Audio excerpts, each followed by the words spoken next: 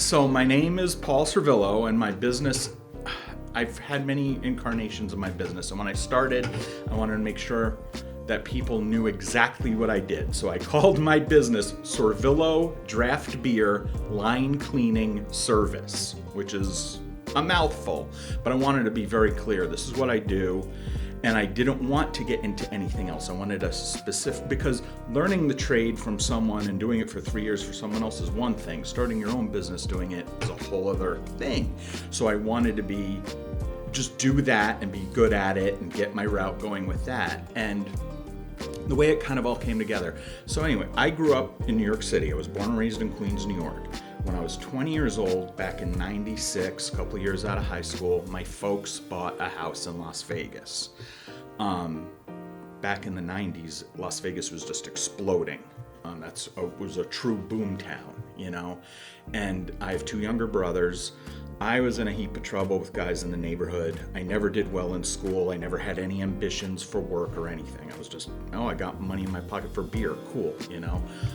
My youngest brother was quickly following in my footsteps. Real hooligan. Him and his little best friend was actually the brother of one of my best friends. So they were nothing but trouble too. So my folks buy this house out in Vegas. We move out there. I'm ready to kill my parents because I'm 20 years old, leaving New York City behind, all my friends, my girlfriend, going to nightclubs in Manhattan, you know, having the time of my life kind of a thing. And, you know, we moved there in July also, so you feel like you're stepping into a pizza oven. It's kind of like moving here in February, you know. But I'm a social person and I enjoy, you know, getting out. I don't like sitting at home. I got a job pretty quickly.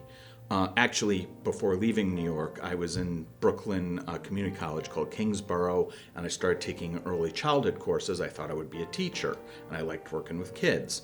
So when we got to Vegas, my first job was in a daycare.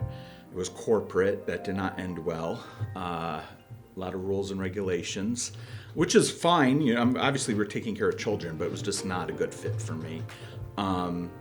Bounced from job to job, different restaurant work typically, some retail. Wound up working at another daycare because my wife, when we were still, we had literally just met like that month or two beforehand. She was working at a daycare and they were looking for someone. Through conversation, she found out I had the background, so I applied there and I wound up working there for 2 years. And in that time, the daycare was literally right across the street from UNLV. So I enrolled at UNLV, thought, okay, let's see if I could continue my education in early childhood. 1 semester in, balancing school, work, and I'm in my early 20s, so I'm not, you know, going home after work or school. I just burned out. And I was deep into my party phase, like hardcore.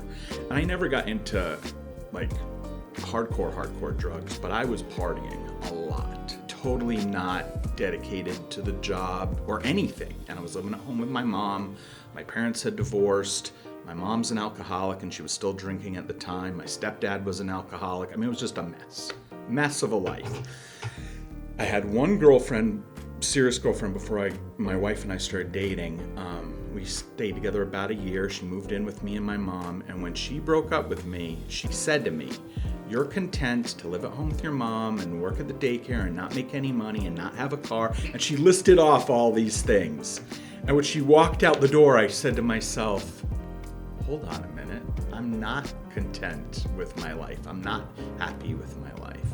And that's when I actually, 25, started driving a taxi in Las Vegas. You have to be 25 to drive a cab because of the insurance. The insurance premiums are lower for the cab company for 25.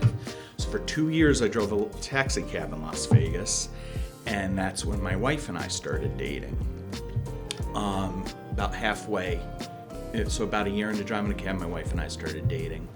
My wife had a kid already, my stepson.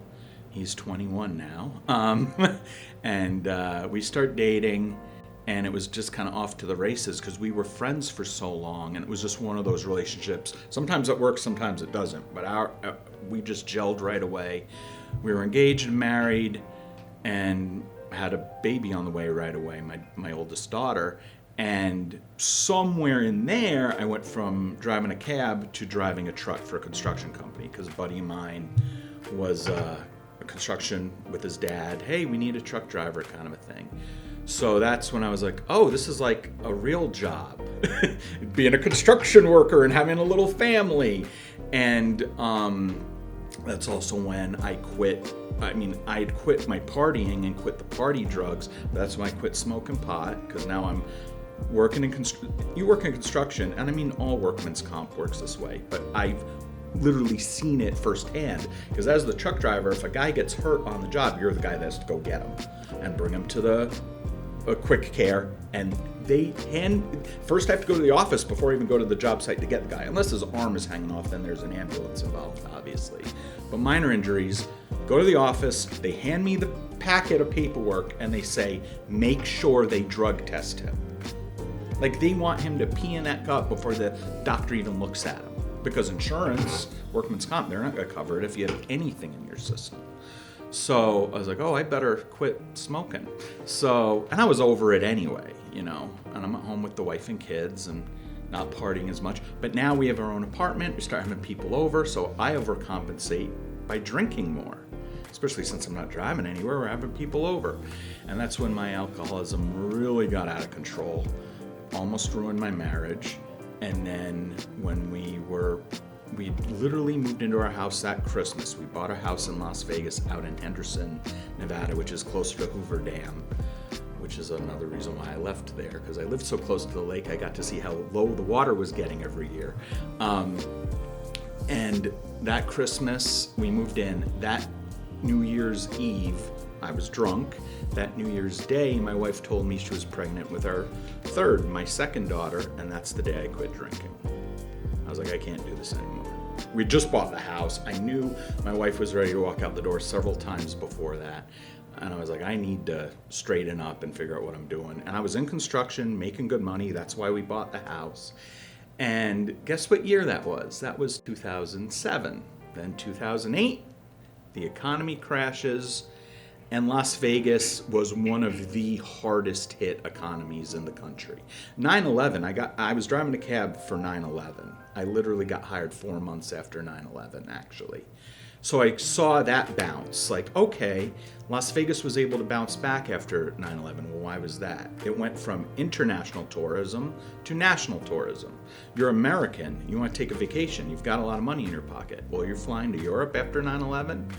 No. Well, where could I go? Do I want to go to Florida? Do I want to go to Disney? Why don't I go to Disney for grown-ups? And Vegas started getting a lot more American tourism, which was great. And after 2008, I was like, well, what the hell am I going to do? Like, the jobs dried up so fast, and there was no bounce back like after 9/11. It was just like everywhere else in the country.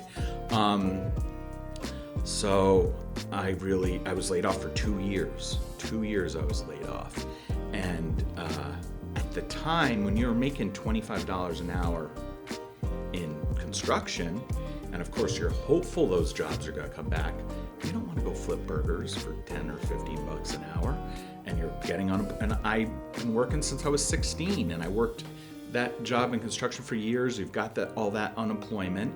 And that's also when Obama kept doing the renewals on the unemployment. So I collected unemployment for the full 2 years I was out of work. And obviously that last year, especially that last 6 months, I was really looking for work.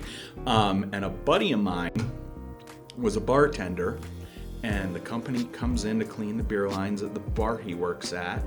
And he gets the name and number from the guy. He got to know the guy, over the months. And the guy was like, yeah, we're hiring. You looking for work? He was like, no, my buddy's looking for a job. So, excuse me. And that was my friend Joe. He had helped me with that job search the last few months. He had sent several opportunities my way that didn't pan out. So he gives me the number, and I call.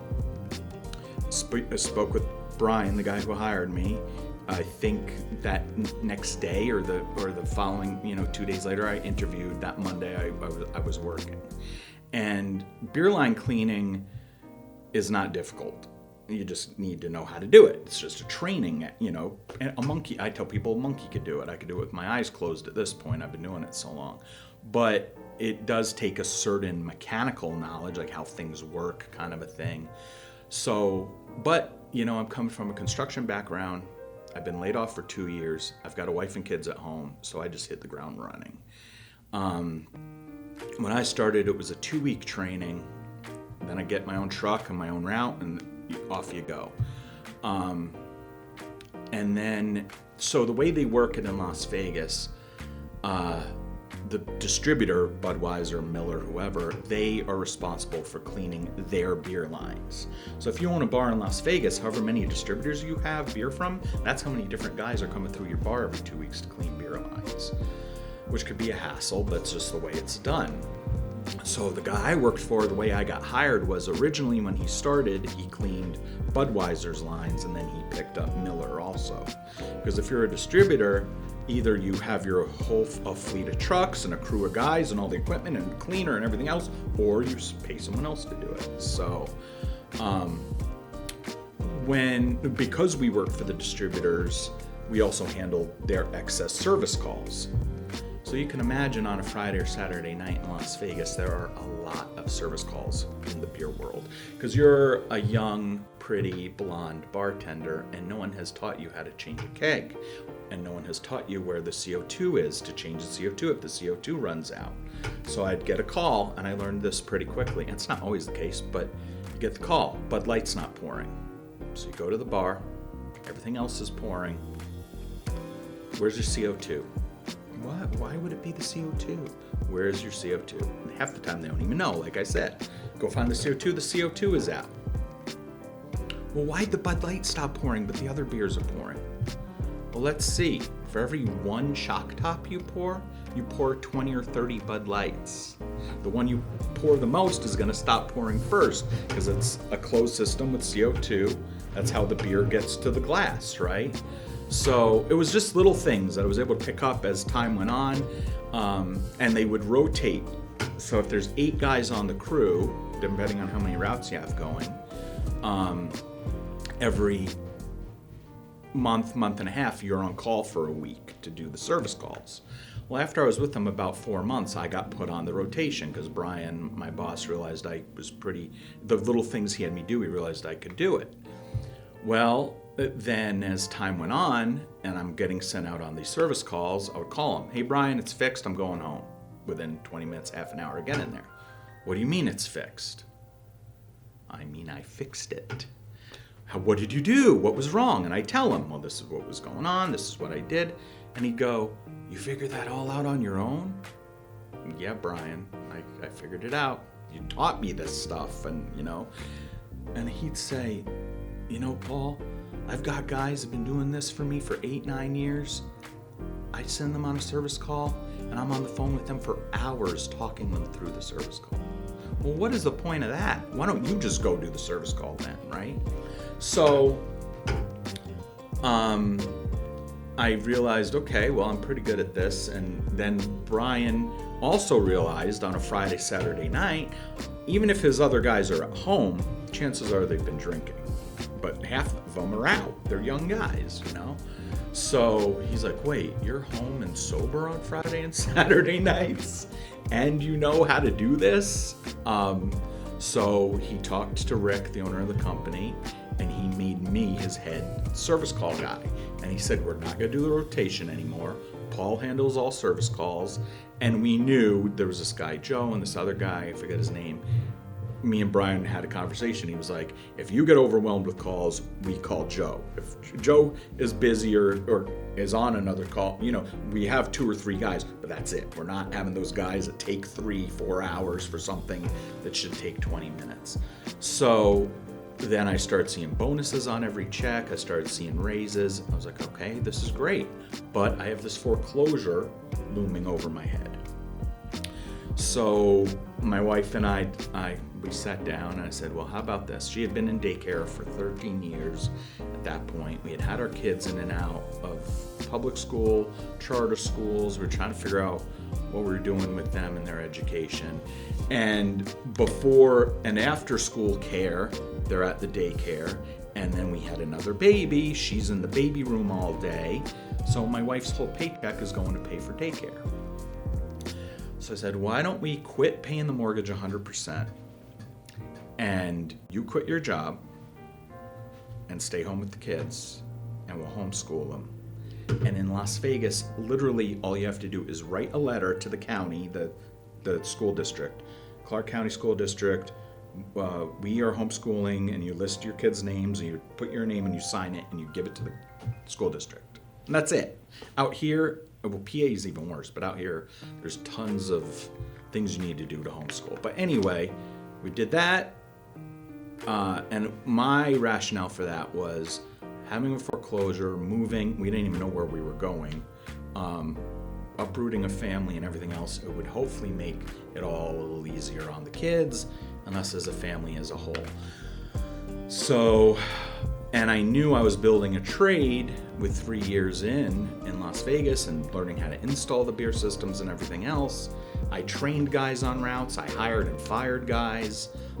They were grooming me to be the manager. I was handing the guy who trained me, I was handing him his paycheck on payday, which was a pretty good feeling.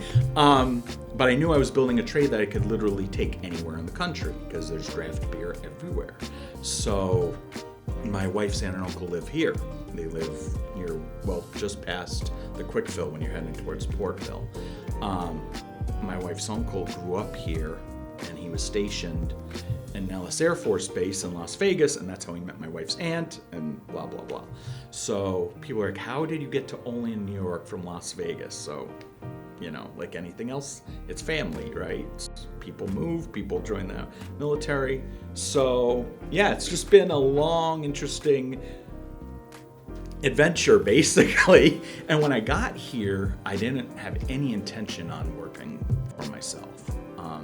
So my first stop for employment was Randy Sanzo, the bud distributor up the 16 here. And he said, well, Paul, New York's a little different from Las Vegas. Like, you know, anywhere you go, all states have different laws. And New York is one of a handful of states, I think it's 10 to 15 states, where it's actually, in New York State, it's against the law for a beer distributor to hire and pay a beer line cleaner. And that law goes back to Prohibition days. That's how old this law, that's how long this law has been on the books. They want all of your vendors to be separate from one another. They don't want that guy coming in your bar and saying, well, we already have beers on 4 of your 6 lines. Why don't you just let us have those other 2 lines, you know? And if you have a guy in your bar every 2 weeks cleaning the lines, and they're able to, you know, how the mob works, they will put that pressure on you, you know? So, but I actually feel that it works better when you can just go in the bar, give them a rate for all the lines. You're not worried about, oh, do I clean this one? Do I clean that one? Just go in, do it, get out, you know. It helps me to build better relationships with my customers because I'm the only guy walking in their door to do it. It helps me when it comes time to refurbish the system, replace the lines, whatever it is, and repairs and service calls, which is what I've been stepping into a lot more of lately because I've been working, basically a rebrand. I'm actually going to school right there in that JCC building for their HVAC course. I got tired of going into bars and having them tell me, oh, we're not going to clean the lines this time, our beer cooler's down or our kegerator's down. And they don't want to pay me to clean it when they're not selling any beer because the thing isn't working. So I decided it would be in my best interest to learn how to fix the refrigeration. And I've also started cleaning, ice machines, because I looked into it and it's not difficult. It's just time, like the beer line cleaning, but it's just time consuming and it's actually pretty good money. So HVAC stands for heating. I think the V is for ventilation, and then air conditioning, HVAC. I'm not only taking it for the refrigeration side of it, but that is my primary focus. The guy giving the course he's great. His name is Art Gilbert. He's been in the heating world since he got out of the military. I think in the military he was a radar guy, and so he had like mechanically minded, and he went to this school. I forget what it was even for. He was checking it out originally. It was like one of those trade schools that did a little of everything. It might have been electrical, and he looked at their program. He was like, I don't want to do this. And he saw the HVAC, like it was in the same building, and he was like, what's that? So he got into it that way, and here he's worked for all the big outfits, Mazda and Anderson Shortell. And I think he's got to be working for himself now for at least the last 10 or 20 years. And another one of those guys, he doesn't want a boss. He wants to do it his way. One of the outfits around here he worked for, he was telling us the way he started doing things and building it up and like having it ready in the shop, so you're not doing it when, oh, well, you need a furnace. Now we got to buy the furnace. Now we got to build it.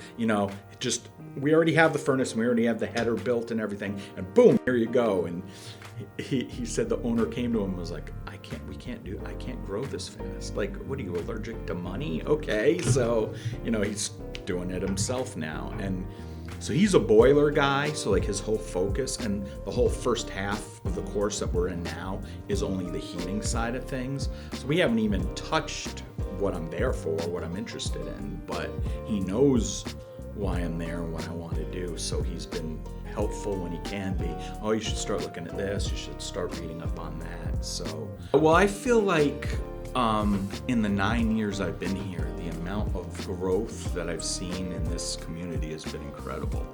And just looking at the town, looking at this main street here is, a lot of people like to complain about what they've done to the road out there with the roundabouts and everything else, but it's pretty amazing. And then you see just like what Brother Bistro has done with their building there, and just there's like, I saw Las Vegas crumble after the financial collapse of 2008. I've driven through areas where, as the months pass, every block, you see more and more buildings boarded up, whether it's businesses or apartments or houses, and so to move somewhere and to see a town grow and change and renew itself it's a great thing to see right now, especially for a small town, which is it's so funny when we moved here and we're like, okay, I guess this is a city,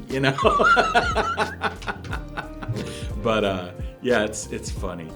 I enjoy being part of the bar and restaurant scene without going out too. Like, I get to know what's going on around town, and I've gotten to know so many people over the years. What I really love about it is that I grew up in New York. I grew up in in Queens, in these neighborhoods where it's all mom and pop. My jobs, the most corporate job I think I had was my first job when I was 16. I worked at a Carvel ice cream store. But just because it's Carvel doesn't mean it's corporate. It's a franchise. A guy owns it, And I worked for my uncle who owned a bar in Queens on the weekends. I think it was usually Saturday morning, sometimes Sunday morning.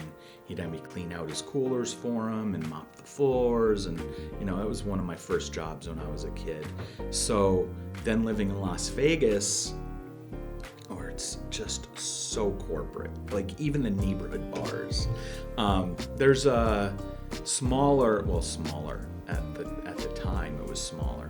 There's a neighborhood bar chain called PT's, its initials, PT's Pub. And over the years that I was doing the line cleaning out there, I saw them buying up these little neighborhood bars that were failing or closing or already closed. And they had personality. They were a neighborhood bar. And now they're slapping, their neon sign on the wall. And it's like, oh, okay, it's a PT's now, So I've really enjoyed seeing like real places again, and building those relationships. Like along here, I clean Union Whiskey and Old Library. I installed their beer systems, Randy's with Up the River and Fireside. And it's not some guy they hired, some bar manager. It's the owner of the business calling me, hey, we need a guy to clean our beer lines, and I build a relationship with the bar owner, I have their names and phone numbers saved in my phone, so it's a much better way, I feel, to build a business. And the only times I have to deal with any kind of stuff is usually from the distributors, like their sales guys. Hey, we really need this done. Okay, I'll get it when I get it. You're not my boss. We have a working relationship, but I don't answer to you. Yeah, so when you have draft beer on tap, it needs to be cleaned. Beer, it's pasteurized, and they do a process to remove the yeast and all that stuff. But I tell people, just the easiest way, in a layman's way to say it, it's a living, breathing thing. If you leave a bottle of beer sitting outside for a year, you're not going to want to pop that beer open and drink it. So when you have beer passing through the beer line, there are different types of lines they use, and one is more rigid, almost what you would use in plumbing now, like the PEX, that more rigid plastic. Then there's also vinyl tubing, which is typically from the wall to the keg, where the tap goes on the keg. And that vinyl tubing, if you were to cut that open and put it under a microscope, you would see, to the naked eye, it looks nice and smooth, it's vinyl tubing. But under a microscope, you would see there are cracks and crevices in it like anything else. So as the beer, especially as the beer is sitting in the line when it's not being poured, it's just getting into those cracks and crevices, and then it'll start to build up. And we call it biofilm. You get this film inside the beer line. And over time, the vinyl tubing will go from being a nice, clear vinyl tubing to looking like, you ever leave a plate of spaghetti out overnight? That's kind of what the beer lines wind up looking like. They get hard and brittle, and they turn brown and yellow. So that's when I know it's time to cut them out and replace them. And that's kind of why the systems are designed that way. The trunk line that goes from the beer cooler to your bar, depending on that length, that's usually that more rigid plastic, that PEX, and that tends to stay cleaner longer. So that doesn't need to be replaced as frequently, especially if you have someone coming in to clean it on a regular basis. The vinyl tubing in the cooler is designed to be removed and replaced as needed, because that's an easier and cheaper process. So when I come in, I untap the kegs, I take all the handles off the faucets so no one's trying to pour. Usually they're closed or it's early morning, so they're usually not pouring beer anyway. But I untap the kegs, and I have these stainless steel pots that I fill up with my cleaning solution. And I tap into the pot just like you would tap a keg, but I can do 4 lines at a time. So I have three pots, so I can do up to 12 lines at a time. So then you pour it just like a beer, because the CO2 line goes to the tap, and that pressurizes my pot full of cleaner and pushes the cleaner through the lines. So I open the faucets with a bucket, push all the beer out of the lines till I get cleaner. And what's nice about a lot of the modern day beer line cleaners is they change color. So if I open the faucet and push the beer out, you know pretty quickly when you have cleaner. But if it's not close to clear, well, it's tinted blue. If it's not close to what the cleaner looks like, I let it run. And a lot of times as it'll start to come out, it'll be brown and yellow, and there's all that biofilm and just the natural color of the beer. So you really just got to kind of push that all out. I get all the lines running as clear as I can. I close the faucets, I untap the pots, I leave the lines untapped, open the faucets up, get all the extra cleaner to drip out of them, remove all the faucets, take them apart, because there's basically 3 parts to a faucet.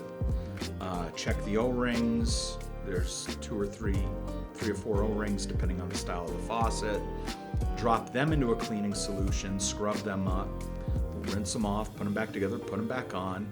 At that time, you've spent at least 20 minutes doing that, and the cleaner needs at least 20 minutes of contact time in the beer line. You put the faucets back on, you tap the kegs again, you open the faucets, you push the cleaner out of the lines with the beer, you let the beer run for a bit. I like to wait if it's foaming, because I've just put hot water through the lines.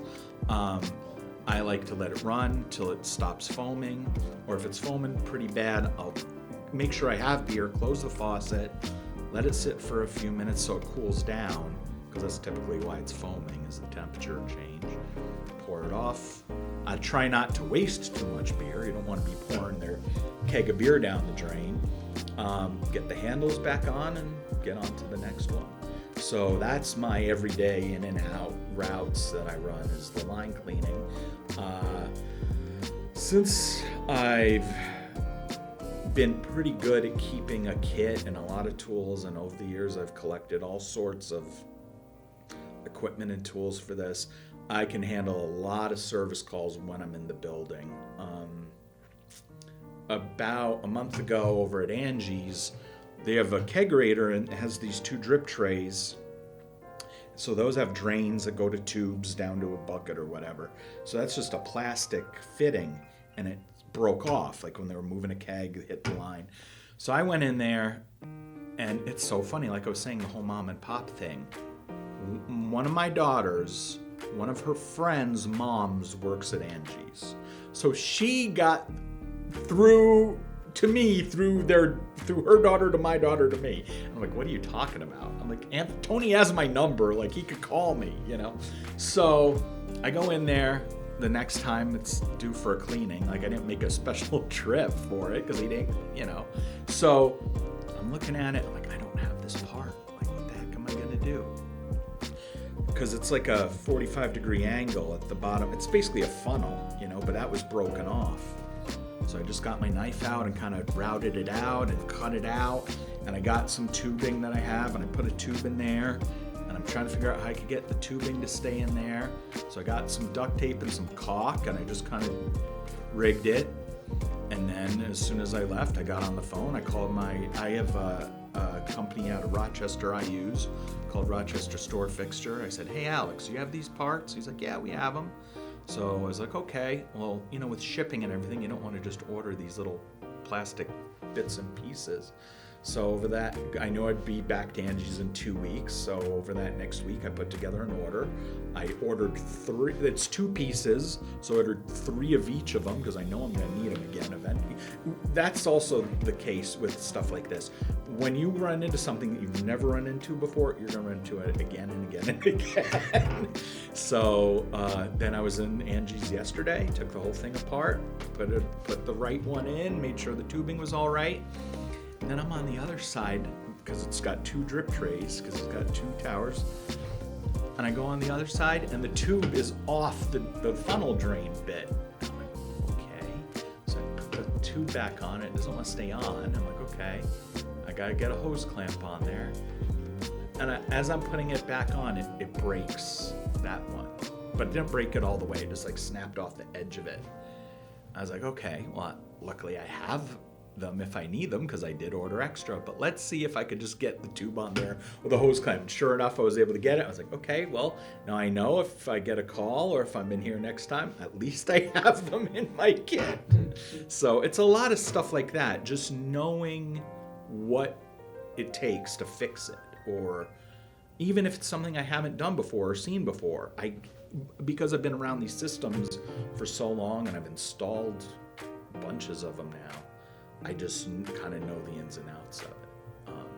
And now, when I moved here 9 years ago and met with Randy Sanzo, he told me, well, if you're legitimate and you know what you're doing and you're actually telling me the truth about doing this in Las Vegas for 3 years, he said, you have no idea how badly this area needs someone who knows how to do this properly.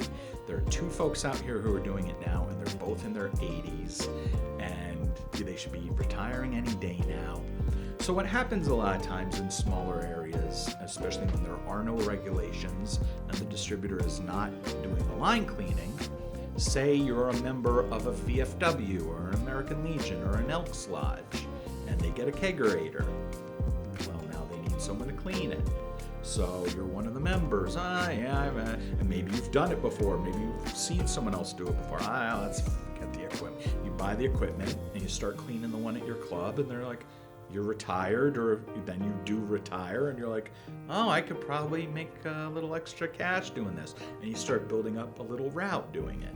So that is typically, at least in my view, how a lot of people around here do it and did it. So if you're closer to Buffalo, if you're closer to Rochester or Ellicottville because of the brewery, there are other guys that are cleaning lines more professionally. But my first account, I remember the day I got the phone call.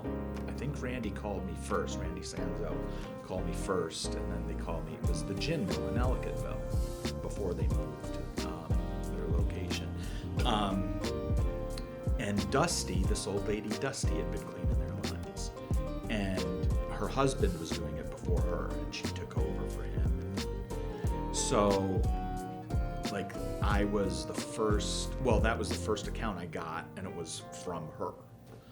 I guess. So Gin Mill has moved, and I haven't cleaned their lines at their new location since COVID, since March 16th. They were the last bar I was in when COVID hit, and the closure hit.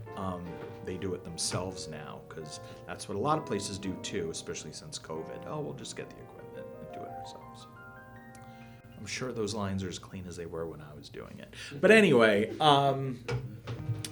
I go into the beer cooler at the old Gin Mill. It was a plywood box they built in the basement and insulated, which a lot of places do that too. They just build their own coolers.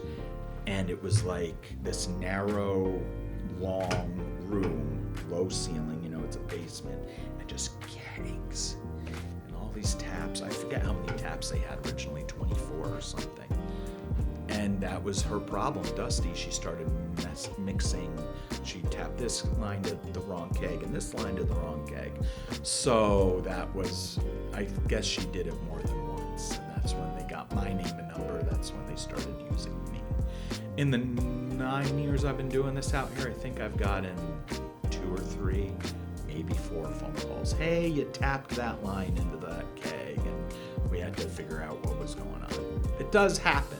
But, and now, so anyway, Dusty, she's done. She quit probably within the first year or 2 I was going. Jack is still out there cleaning beer lines in his 90s. And I've heard stories where he wheels in his equipment, he gets everything set up, and he just like collapses into a chair. So my guess is he's one of those guys that is just never going to quit working. There are some people out there that don't know how to enjoy some leisure time at home. But I do have people in this area that I know he cleans. So every 6 months or so I go by with a fresh business card and they tell me Jack is still out there.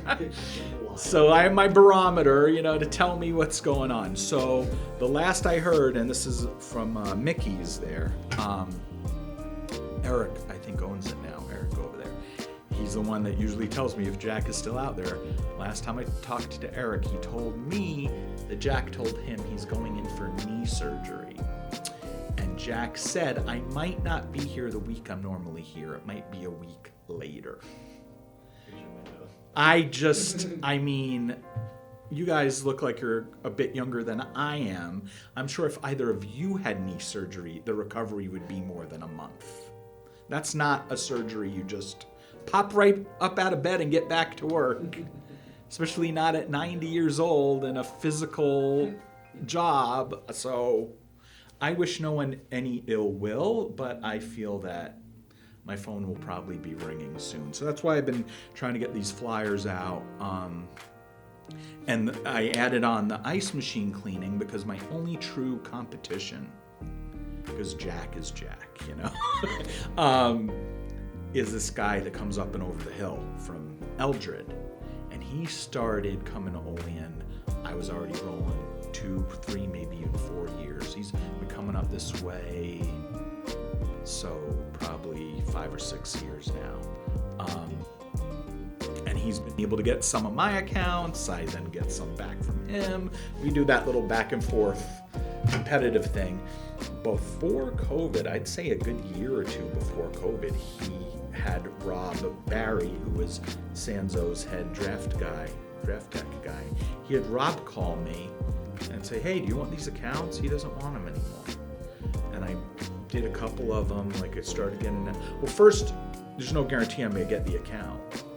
A lot of places are like, oh, well, my line cleaner, he just stopped showing up one day, and that was 2 or 3 years ago. And they don't bother to even find anyone else. So I get out to these accounts, and I get my card out. Then you wait, and you go around the next time you're in the area, put your card out again. Half the time they're not there. You're sticking it in a mail box or in the crack of the door. And then I started getting these accounts. And then I was like, well, no wonder he didn't want these accounts. Like, I have a list. It's probably close to 10 accounts now. I will not step foot in their door again. I just won't do it. And I have my biggest account is actually this guy, Beer Snob. He has 36 craft beers on tap on this wall. It's in Jamestown. And he just added a music venue with his COVID money, because there was all this grant money for bars and restaurants. He put in this giant venue on the other side. It's a huge building. And he had me add 4 lines to that bar. So he has 40 beer lines total. Weather permitting, I'll be out there tomorrow. I'm in there about 2 to 3 hours every time I'm out there. Marty has a great line. He's a great guy, the guy that owns Beer Snob. Because we were talking about different bar owners and different people, and he's given me warnings in the past about people around the Jamestown area. He's told me before about 1 or 2 places. I want to take a check from that guy, stuff like that. But Marty said when we were discussing getting into my business and his business and whatever else, he goes, sometimes the juice ain't worth the squeeze. And, I have these bars where I want that bar on my route. It's right there. It's right on this road. I've got these 3, but I don't have that one. And then you finally get that one and you're like, oh my God, I wish I never even gave them my card. But that's the name of the game. You're not going to be happy with everyone, and not everyone's going to be happy with you. But like I said, I feel like I've been real fortunate in building these relationships with all these business owners. So the guy that comes up from Eldred or Bradford, he cleans ice machines, and that was kind of how he was getting accounts from me, or before I got them. Like, we were both presenting our name at the same time, kind of a thing. He had that extra angle while I also clean ice machines. And then Sanzo, who I've been super fortunate to build this relationship with over the years. And then I met Hank Serto a few years after that. Randy, because beer distributors are not allowed to clean beer lines, he didn't want, and now this guy obviously does a good job and knows what he's doing, and he has a good reputation around here as well. Randy didn't want to play favorites, So when someone asks him for a line cleaner, he gives them both our cards. So now it's a 50-50, if I'm going to get the account or not, which is understandable. But anyway, I was like, well, I didn't want to get into the ice machines, especially not 4 or 5 years ago, And I was even afraid to, like I said, when I started, it was Sorvillo draft beer line cleaning service, because that's what I do and that's all I do. And I remember the first job I did, like, replace lines on, that was a bar out in Ellicottville. And then I installed the beer system at Union Whiskey. That was actually one I did with Rob Barry from Sanzo. And I did a few others, and then I did probably the biggest install I did was the old library. That's a 10 beer tap system, beautiful. The equipment's all from Micromatic, which is a bigger outfit that puts beer equipment together, not a cheap system. And I was a little nervous putting that together. When Old Library opened, because it's an older building, they had a full-time maintenance guy on staff. I don't think he's there anymore. But he was there with me the whole installation, giving me a hand, even gave me a few ideas as we're putting it all together. And if I'm going to put a beer system in, I I want you to have the kegs there, or at least the next day, and I can come in and tap them. Because I want to tap that beer as soon as I can and make sure it's all pouring right, And yeah, that's the best feeling, though, when you put the system in and you get it all together, and you tap the kegs, and you go up to the bar, and you start pouring them, and everything's pouring right, and you're like, okay. You're like, okay, I did it. I can... Put this behind me and let people know I did it, and it's been a good experience. So I think my favorite thing can also be my least favorite thing is the change. The change it is a 2-week rotation. I don't go further out than a 4-week rotation. So either you have your lines cleaned every 2 weeks, or you have a 4-week, which is, typically what they call them once a month. I won't push it out further than that. So from here, I come out of Portville, just off the 305 there. So I used to have a few in Cuba, so that's close to home, but those are I don't know if that place will ever reopen. But I've got at least two full days in and around Olean. I go to Jamestown, I go to Hornell, I go a little north of both of those areas, like I do Swain area, and up north of Jamestown, or Randolph, which is east of Jamestown. And up north, there's a country club, I can't even remember the name of the town, Dansville or something, doesn't have very good cell phone reception. So I do a lot of running around, and that to me, I'm not an office guy. I'm not a sit in a cubicle kind of guy. So that's what I love about it. I love being out there, and it's a very repetitive job. And like I said, I can do it with my eyes closed, but there's also a flow to it. There's just a natural, oh, well, I can't clean them today. Well, let's just get on to the next one. It's not, it's not a huge deal. And working for myself, and coming into an area with, like Randy Sanzo said, a level of professionalism that wasn't really here before. If I'm in your bar every 2 weeks, or even if it's only every 4 weeks, you still get used to seeing me every month. If I miss it once, if I'm sick, my kid's sick, my car breaks down, you don't even notice I'm not there. I get a call here and there. Hey, we haven't seen you in a while. Well, maybe we know how life works. So if you're on a 4-week rotation, let's say 2 months, 3 months in a row, something comes up on that day and I don't make it out there. Yeah, that can really suck. But chances are, that's very rare for that to happen. But even if it does, it's not the end of the world. I'm going to get there. I'm going to get it clean. Yeah, maybe it's got a little buildup in it this time around. But that's also what I like about it. There's a flexibility to it. There's a schedule, there's a rotation, but there's flexibility to it.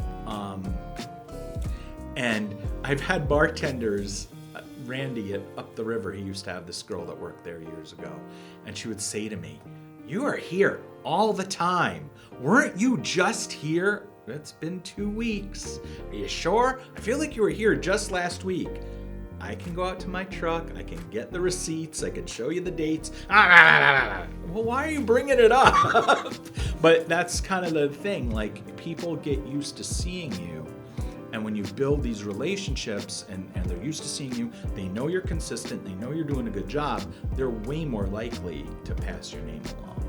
And I feel like I was having an interesting conversation with a bar owner in Wellsville, and he was talking about what's the most important thing in business, and his thing was marketing.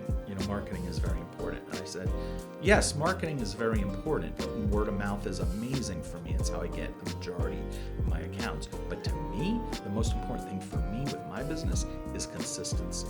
I have to be consistent. I have to do the same job every time I'm in your building. I can't, and I'm not saying there aren't corners you can cut and things you can do, but it has to be consistent. You have to know what you're doing before you even chance cutting a corner. Oh, well, I could just do this and it'll be, and if you did it last time, you better not do it the next time. And just knowing that, having that oh, well, last time I was in here, I didn't have the time to take all the faucets off, and I just kind of brushed them real quick. So this time I better make sure I take them all off, make sure there's no buildup inside them, make sure I'm checking the O-rings, and just having that constant rotation keeps that in your brain. Like, I feel like I was just in there too. It's not just the bartender, and I love driving around. The summertime out here, the spring and summertime out here, I love driving around here. I love it. Wellsville, I used to go out to Whitesville, which that bar, I don't even know if she has draft beer anymore, but that was a drive I really enjoyed. It was from like Wellsville to Whitesville, just these little backcountry roads. I just love it. Over the years, I've tried to, and especially with COVID, I've tried to reel it in. I have my three main areas: Olean, Hornell, and Jamestown. And if I can just stay in that 86 corridor, an hour west and an hour east, I'm happy. So I feel like my situation, and I'm sure most people feel this way, I feel like it's kind of unique and different because when we got here, we moved here because of family, because we had a foreclosure. We had nowhere else to go. We had no one else to bring us in, kind of a thing, even though we have friends and family around the country. We were fortunate. I told my wife, call Aunt Jody. So we hitched it up. We got out here. We stayed with them for 2 years in a camper in their backyard. I was able to start my business for under $2,000. Aunt Jody gave me that money. She bought the equipment I needed, got me my first couple of shirts. I actually got those like embroidered polos at Sport Locker there before Carpy's even opened. And Uncle David gave me his car. Hey, I can get a ride to work. He works at Bosse's. He has friends that live near him. And like without that, there's no way in the world I would have been able to do what I've done. So going and talking to Randy Sanzo, going somewhere for employment with no intention of working for myself.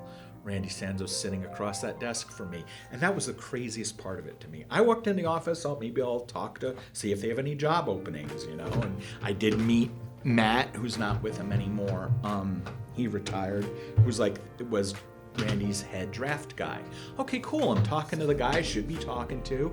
And Matt's like, well, we don't really do line cleaning. We do some service and stuff, but and he kind of sort of explained it to me.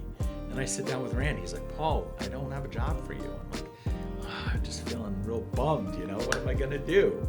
And he says to me, he goes, well, if you buy the equipment and get going on your own, you can build yourself up a good little business doing this. And literally zero intention of working for myself before that. Like, I had no plan or idea to do it.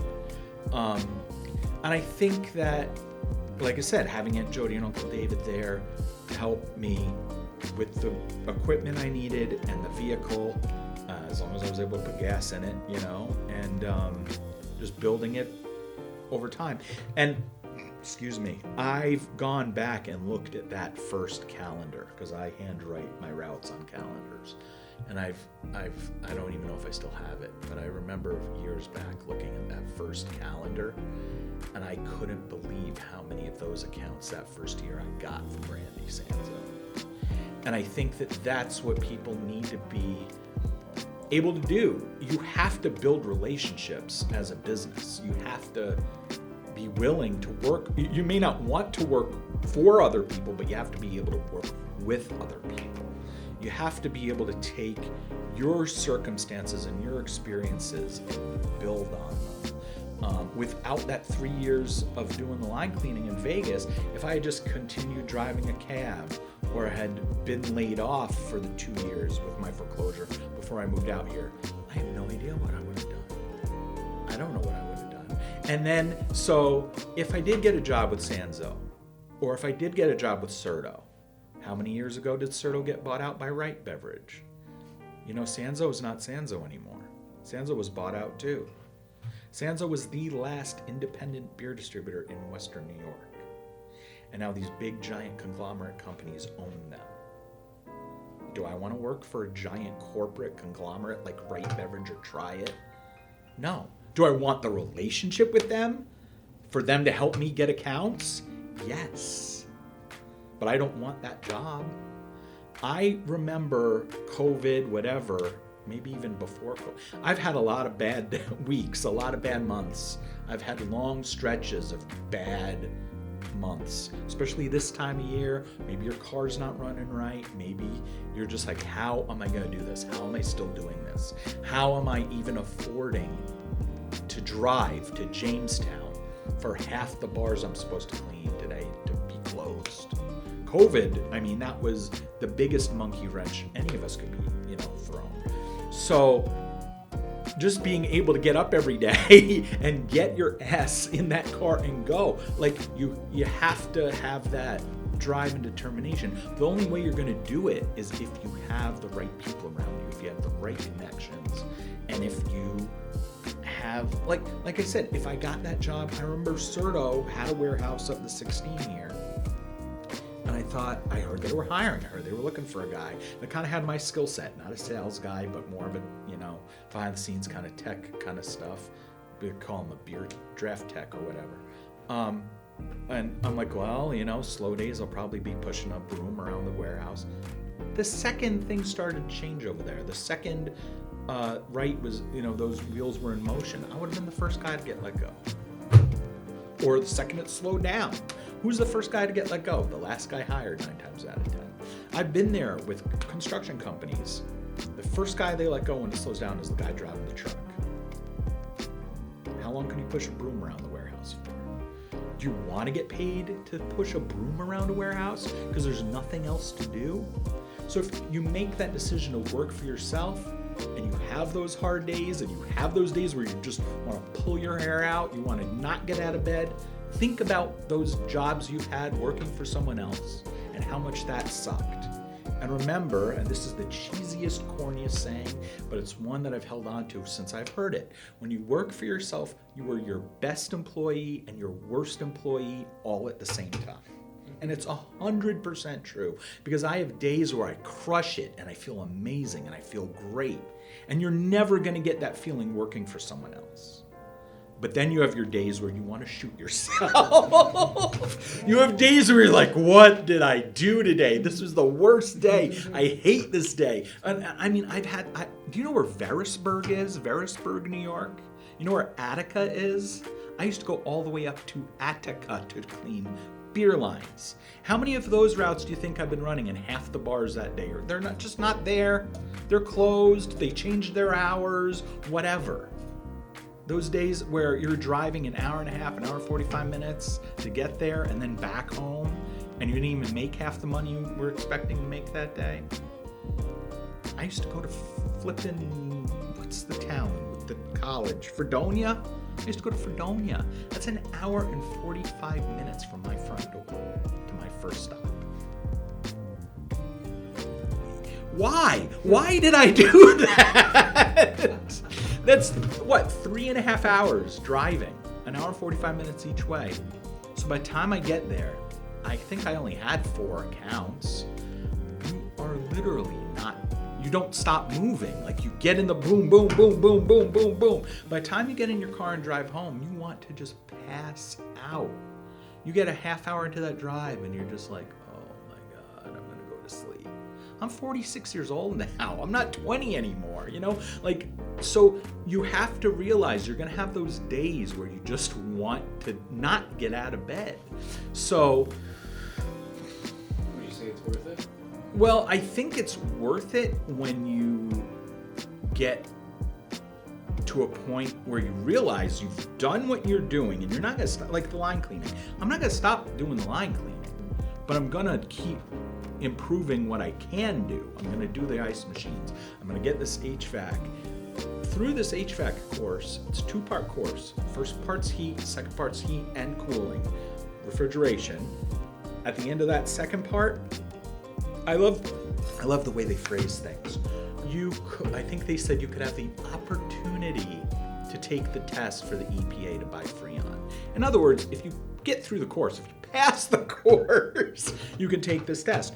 So that means that I've already done the soldering and the brazing and all that stuff on the heating side of things. I'm going to learn more of that as we go and get into the cooling. But that means that I can buy Freon as long as I have that EPA certification. So I can come into your bar and fix your equipment, your refrigeration equipment, if I know what I'm doing. I mean, just because you get there, just because you've gotten through the course and whatever, we know how it works. Yeah, sure, I got it and I got the certification. Well, you better keep up on that. You better make sure you keep that education up. You keep going with it. And it's like the line cleaning. There are a lot of ins and outs to it. It's simple, but it's not like troubleshooting problems as they come along. You have to be able to retain that knowledge and build on it and use it. And if you don't use it, if you just have all this knowledge in your head, eventually it's going to be useless, because you will get to that problem and go, what do I do now? You have to stay in it, I don't know. It's not like you want problems. It's not like you want things to break or to not work, but the more you're in it, the easier it gets, I guess is what I'm trying to say. And like, I've been talking to bar owners about this refrigeration thing, and all of them, they're like, you're not doing it yet? I'm like, no, because I'm handing these out. I'm just doing the ice machines, and I'll clean your refrigeration coils. I'll vacuum them out, make sure the fins are straight, clean off the fan. And I can tell you if there's a problem. I can't necessarily fix it, but chances are I can tell if there's something wrong. So stuff like that, where I don't want, but that's like the line cleaning and then getting into the installs and the service. I didn't want to bite off more than I could chew. And I think that's the biggest problem with growth when you're a small business, especially if you don't have any employees, you don't have other people to put things on. Well, I try to keep my Mondays open. So I've got Tuesday through Friday, I'm running line cleaning routes. So Mondays I can do ice machines. So I've done a few ice machines on Mondays, but that's a 3-month rotation, which also means some of them are only gonna do it twice a year, every 6 months. Well, so now I need enough to fill up those Mondays, which hasn't happened yet. And now today I wanted to do this with you guys. So I did my Tuesday route on Monday and my Wednesday route on Tuesday. So you have to be flexible. You have to be able to move things around. But so I think that's the other part of it. You have to be comfortable with waiting too sometimes. You have to understand, well, this is how I have to structure things now so it works in the future. And take full advantage of the Small Business Development Center at JCC, of the Small Business Development Center at the Chamber of Commerce. Take full advantage of things like this. Talk to people, reach out to people. Don't be afraid to email Bob Forness. Don't be afraid to call Tom Cullen. I mean, I've met these people. I've gotten to build these relationships with them. Scott, do you guys know Scott over at JCC, the Small Business Development over there? No other names. I think his name is Scott. I built a relationship. I met him a year or two before COVID. He was helping me with a website and all that stuff, and then COVID hit, And recently, I'd say within the last 6 months, 4 months, I've started talking to him again, met with him a few more times. And you have to also realize you're going to be disappointed sometimes with some of these meetings, with some of these conversations you're going to have with some of these people. But at least you've had the conversation. At least you've made the step forward. And at least Scott knows my name. So if something does come along down the line, if a grant comes along that's just perfect for me, but I don't know anything about it, but Scott is with the Small Business Development Center at JCC. So chances are that kind of stuff's going to come in within his hemisphere. And he's going to go, oh, I should let Paul know. He's the one that let me know about the Lane Business Accelerator. I've applied for it twice. This was my second time applying for it. And then I sit down and talk to Bob Forness a month or so after. And Bob, we start talking, and I'm like, eventually, especially with the HVAC thing, I'd like to get to a point where I can hire someone. And I'd love to train a guy to do the line cleaning and have a guy out there running routes doing line cleaning. And eventually, hopefully, you have 2 guys out there running routes. And then I have no problem setting aside my ego and hiring up. Get maybe an older guy, whatever, young guy just out of college that knows the HVAC stuff. Maybe he's done it for a few years for a bigger outfit and he's not happy there. I have no problem hiring a guy that knows more than I do when it comes to the HVAC stuff. So I'm telling Bob all this. He goes, well, Paul, I wish you had put that in your proposal for the business accelerator because that's something we were looking for. That's something we were looking at. You know, people that are going to be providing jobs. And it's like, well, I didn't know that. I didn't know that was something they wanted. And I didn't want to put it out there and then not have it happen or not have it happen for a year or 5 years. Is it Stevie who works at Cutco that's involved? Steve, yeah. Steve called me the day before the announcement to let me know I was not selected for the accelerator because he wanted to let everybody know. He didn't want me to find out through a press release or whatever. And I thought that was incredible of him to do that. And he said to me on the phone, hey, if you ever need anything, if you ever want to talk, I've texted him all the time. We've sat and had a cup of coffee. Just have someone to talk to. Just have someone to bounce ideas off of. That isn't my wife who's been putting up with the kids all day and clean. She doesn't want to. She wants to know what I'm doing with the business. It's a family business, but she's not someone for me to field this stuff off of. It's good to find other people in the community that you can talk to. Even if you don't even get anything from that conversation, you're going to get something from it. Because you need to hear those ideas out loud. You need to hear what you're saying, what you're thinking. It's good just to hear that out loud when you're saying it to someone else. See how it feels, see how it sounds. And no, that's going to help, and judge their reactions to it. Watch their facial expressions. That's going to tell you if you have a good idea or not. So I think that's, you can't work for yourself and be a member of a community without I'm alone all the time. I provide service. I'm driving places. I have a lot of downtime in the car. You're going to be alone a lot. You're going to get lonely. So you need to be able to build relationships with people and have meaningful things happening in your interactions to keep you going. You know? I think that's a part of it too. Well, I think I touched on it before with consistency. And it's something I've tried to apply across my life over the last few years. Sobriety was a big part of that too. Like, you have to be consistent. To stay sober, you have to wake up every day and make that choice to be sober. And it's even small things like my head. See, I shave my head. And I've shaved my head many times over the years, but I was never consistent about it. I was like, I have the clippers under the sink, and once a month or once a week I'll shave my head. And then I never do it. And then it gets to be like this out. You don't want to shave your head. Well, I made a conscious decision about a month ago. I'm going to shave my head at least once a week, maybe 2 or 3 times a week. Not every day, but in the shower I'm going to shave my head. Because it's something I'm bald. I'm going bald. I'm 46 years old. I've heard it's called the comb over of the new millennium. But it's like being consistent with promises you made yourself. I didn't tell anyone, I'm going to shave my head every day or every week. It's just being consistent. Consistency to me is very important. And it's how you break bad habits and it's how you make good habits. I also set myself on a weight loss journey a few years ago. And the first thing I did was I quit putting sugar in my coffee. That was the first thing I did. And that was hard. And now years later, if I put sugar in my coffee, I want to spit it out. You have to be consistent. And if you're going to own your own business, you have to be consistent. That's what I believe. And if you're consistent in your life in as many aspects as you can be, that's how people are going to know who you are. Whether it's in your personal life or your business life. I think that's what I would say is consistency.